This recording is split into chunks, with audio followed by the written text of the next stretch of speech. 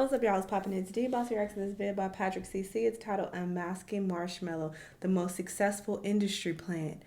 I never knew what this Marshmello head man did, but I definitely have seen him. Is he a DJ?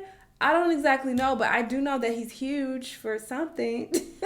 But sure, we're gonna see, what's going on with him and why he's a successful industry plant. Let's watch. Have you ever heard anyone say, Marshmello is my favorite artist? Probably not, artist? unless you frequently have conversations with 9-year-olds who play Fortnite. But Marshmello currently sits at over 50 million monthly listeners on Spotify, has 4 songs with over 1 billion streams, is Grammy nominated, and has dominated popular radio for years. In 2017, Forbes reported Marshmello was the 8th highest paid DJ, earning $21 million, and they were able to do all of this without ever revealing their identity. Marshmello is not a person. It's a mascot that represents Marshmello Creative LLC, similar to Tony the Tiger or the Green Giant. Only their main profit driver is watered-down generic EDM and pop music, and while you think I might sound like a hater, they don't even consider Marshmello art. It's an investment firm with 11 to 50 employees. If you found out the man who created this entity didn't perform his DJ sets, didn't produce his songs, didn't do interviews, didn't physically ever go out in this costume, what would change? Absolutely nothing. It could be a different person in that suit every single time you have ever seen them, and nobody would know. What are the chances that the man behind the Marshmello mask is an American Ninja Warrior finalist, a pro Fortnite player teaming up with Ninja, a chef, a skateboarder, all while being a Grammy-nominated producer and world-touring DJ? The funniest part about it, he has been hiding in plain sight since day one.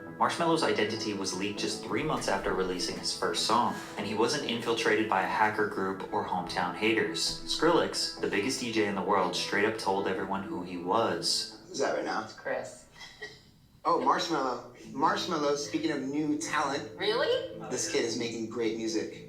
Really? On that young, new... Great. Maybe I'll get to interview you one day, Marshmello. From this interview with Skrillex, we learned that Marshmello's name is Chris, and that he is a promising upcoming talent. Now, most upcoming artists don't just get a shout out from the biggest DJ in the world, so they suspected Marshmello was an industry plant. Some even suspected Skrillex was Marshmello and tried to play the reverse psychology card. After all, Marshmello's first song was uploaded just 3 months before this interview. Waves was uploaded to SoundCloud March 2nd, 2015. Professional quality mixing and mastering from an account with 0 followers was not helping industry plant accusations. After releasing just 9 songs, he had reached 46,000 followers in 2 months. EDM fans were suspicious from the very beginning. It's not uncommon at all for producers to have multiple aliases for musical side projects. Skrillex is also in a duo with Diplo called Jack U. Diplo has a side project as a group called Major Lazer. Avicii had Tim Berg. Pendulum has Knife Party. Mac Miller's producer name was Larry Fisherman. There is an endless list of popular producers / DJs with active side projects. So people suspected that Marshmello was a side project of another popular artist. But before we reveal Marshmello's true identity, a word from our sponsor, Underdog Fan.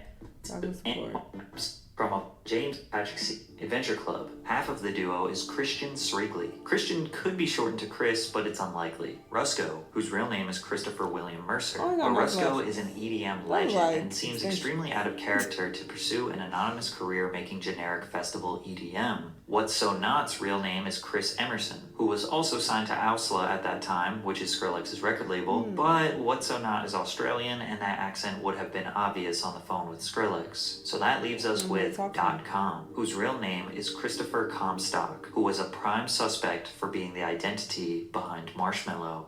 .com was a popular bass music DJ from Philadelphia in the mid-2010s. He made a splash in the EDM scene for his late 2013 remix of Chief Keef's Hate Being Sober, then continued to make festival trap remixes of popular songs. Trap is a genre of bass music originally derived from hip-hop. It often features huge 808 bass lines, fast hi-hats, and simple catchy synth melodies. Festival trap is the same but slaps a ton of reverb on those melodies to make it feel like you are in a stadium concert. .com exploded in 2014 with over 15 million streams on his songs and tens of thousands of followers. He got signed to Bygore Records, which had a roster of many top-tier bass music acts. This was a key point for his career, because at Bygore he met and signed with his manager, Mo Shalizi. Mo is arguably the mastermind behind Marshmello, because despite .com getting tons of streams and followers on SoundCloud, he wasn't interesting enough from a marketing perspective. All of .com's biggest songs were remixes, not original creations. The name .com didn't have any creative branding or uniqueness around it, and he looked like just any other DJ. Since he was playing a lot of festival trap in small clubs So with that's a why bunch he of needed a dubstep Marshmello fans, head. when he hit the stage, people would take a bathroom break or get a drink at the bar. Oh, he damn. plateaued, and Mo came up with a plan. They tried to assess the problem with EDM. It was flooded with a bunch of egotistical DJs who partied hard, created an image of coolness, and made music to satisfy whatever trend is happening in the clubs. Most of the fans were 18 plus because many of the concerts had age restrictions. They wanted to create a brand that was positive, kid-friendly, and most importantly, anonymous. Marshmello was created as a side project for Chris to express himself through a new style of music. All songs were original productions that blurred the lines between festival trap and future bass. The songs were light, uplifting, and emotional to go along with his brand of positivity. Mo got all of his other artists to repost and support Marshmello's music on SoundCloud. Mo says that Skrillex reached out to him asking who Marshmello was early on, which is possible. Skrillex still to this day shows love to smaller artists and has always scoured the internet looking for new talent. It's also likely that Mo sent Marshmello's music to Diplo since Mo managed an artist called Jaws who was signed to Diplo's label, and then Diplo put Skrillex on. Skrillex reposted Mello's track called Find Me on April 5th, 1 month after Mello started releasing music. Then Skrillex gave Mello the biggest opportunity of his 1 month career to produce the official remix for Jack U and Justin Bieber's song, Where Are You Now? This song had everyone in the scene wondering, how did Marshmello get so famous so fast? But Mo and Chris had a problem. They didn't know how to hide Marshmello's physical identity. How were they going to do shows? Of course they considered a helmet because two of the most iconic EDM brands, Daft Punk and deadmau5, sported a helmet during their performances. So Mo reached out to a friend who could make them a prototype. The helmet was a yoga mat wrapped in a circle with the eyes cut out and a dollar store LED light on the inside. This was revealed during the trailer for the Hard Day of the Dead 2015 festival. But while on set, Mo took a picture of Mello and pretended to leak it to Billboard anonymously. The next day, mystery producer Marshmello reveals first ever photo ahead of Halloween Live debut. Mo negotiated Mello's first live performance and appearance in this trailer for a whopping $30,000, 5 or 6 times more than what .com was being paid for a show. His debut was as an opening act for Skrillex's Pure Fear Halloween show. The more memorable set was at Hard Summer, with his intro leaning into the mystique. A lot of people are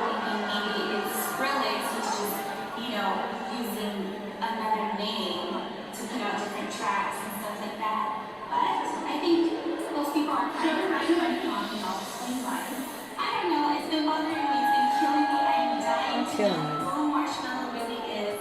From there, the takeover began, starting with a USA tour, then a massive international tour all over Australia, China, Spain. His debut album, Joy Time, went #1 on iTunes' top electronic albums the day of its release. He dominated social media with captions his fans enjoyed, like Diplo trying to distract me with pictures of naked marshmallows, or with marketing stunts from Mo, like purchasing a billboard outside of Coachella that read, "I'm working hard now so my future daughter doesn't have to sell detox tea on her social media." Detox tea was a popular trend on social media as a quick fix weight loss product, mostly promoted by female influencers. They claim this billboard went viral and had many people asking who Marshmello was, but I found no evidence of that. Marshmello ascended through the EDM ranks, headlining a world tour less than a year after releasing his first song. That's the power of the helmet and the Skrillex cosign. His track Alone would be a defining moment for Mello, as it was his first bona fide original hit, sitting at over 2.4 billion views on YouTube. Coincidentally, .com stopped doing shows and releasing music at the same time Marshmello started doing shows. But the whole .com is Marshmello expose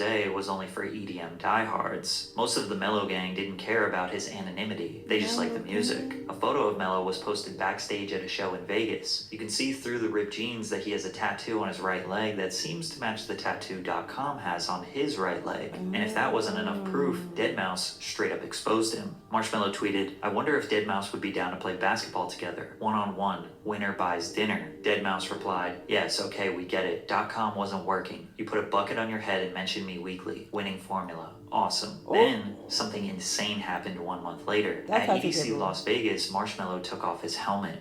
"I'm gonna take off my helmet in 3, 2, 1.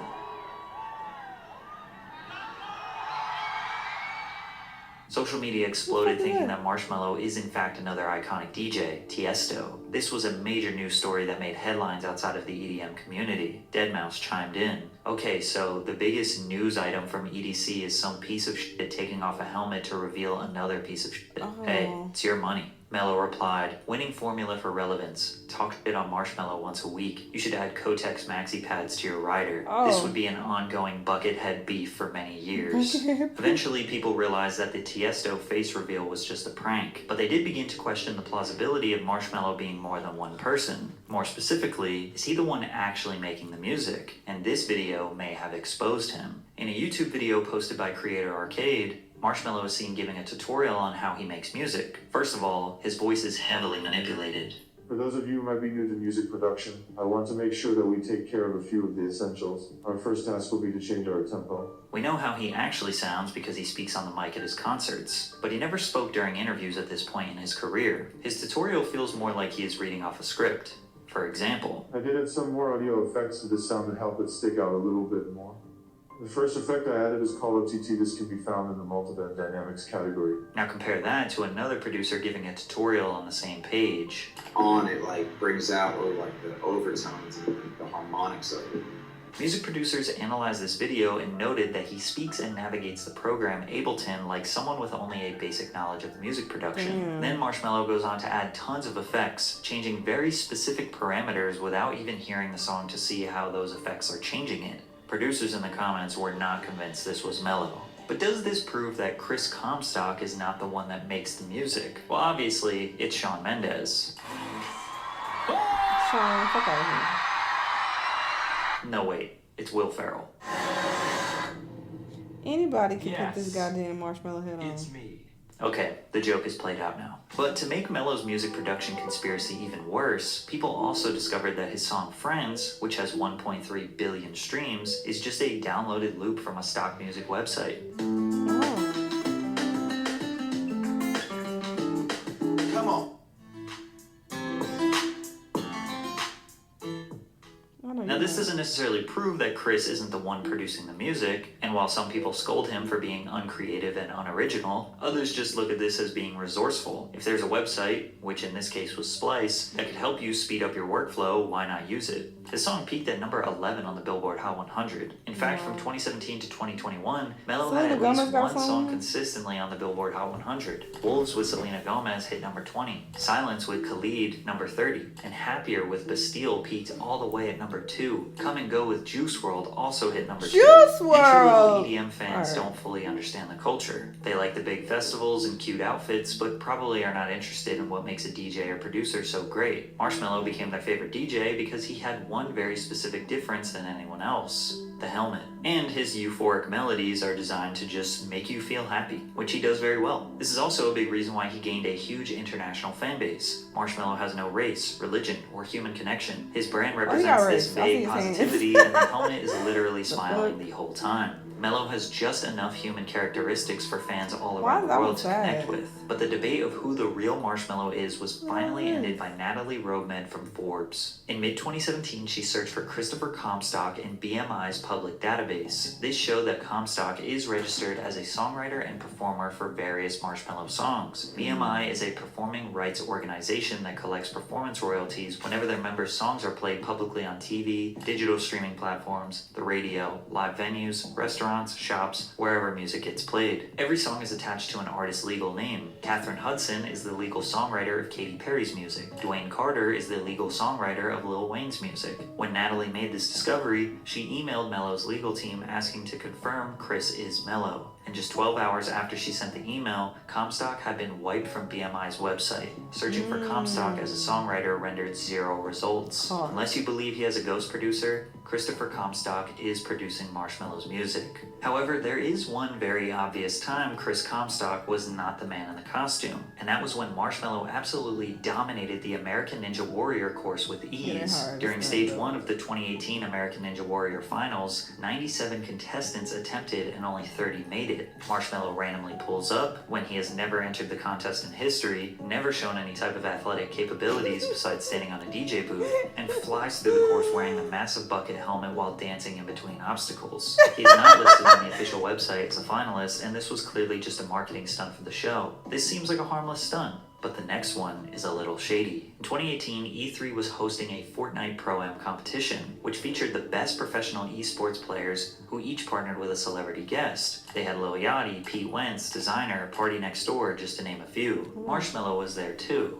And who was he paired up with? Ninja. Ninja is the most famous Fortnite player of all time, and in 2018, he was at his competitive peak. Mo claims that Mello just started playing Fortnite in his free time, asked Ninja to play, and they hit it off. Simple as that. Now, the winners of this Pro-Am competition would get a $1 million prize to donate to charity, and it would be great press if the two most recognizable brands won this competition. Of course, Ninja and Marshmello won, despite Marshmello wearing this bulky helmet that restricts his vision. Is it possible that Mello is just extremely good at Fortnite and plays it in his free time? Sure, but he also became a partner with Fortnite shortly after, launching an official skin and bundle that people could purchase for $12 to $18. Then he did the world's first Fortnite concert, which was a 10-minute DJ set that players could attend inside of the game. Then from there released countless Fortnite music videos on his official YouTube channel. This is a strategic multi-million-dollar business partnership, and it just seems incredibly convenient that this started by Mello being partnered with the best player in the world with 1.7 million people watching live and winning the competition.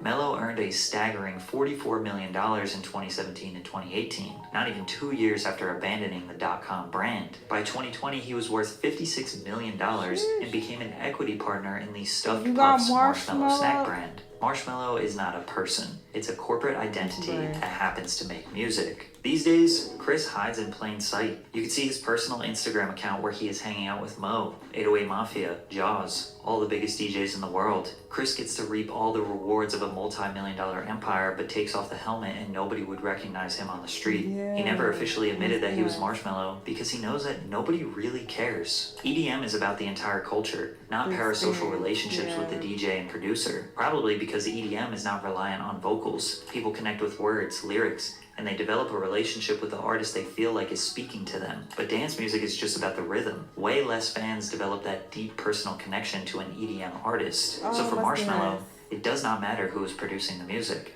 It does not matter who is under that helmet. What they are making is not art. It's a product. And as long as they keep releasing that product that makes people dance, Marshmello could be DJing for the next 100 years. Wow, this is really interesting.